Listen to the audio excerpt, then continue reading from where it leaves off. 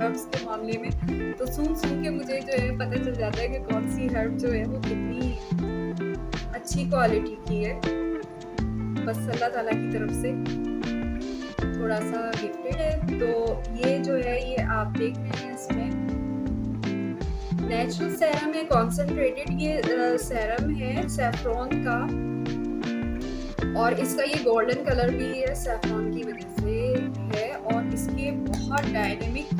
Effects हैं, लेकिन ये सेंसिटिव स्किन के लिए नहीं है। जो स्किन सेंसिटिव हो, जिस पर आप वैक्स कराती हो, नेचुरली सेंसिटिव हो, ट्रीटेड हो या ट्रीटमेंट चल रही हो, ट्रीटेड हो मतलब 1 साल से कम अरसा आपको कोई भी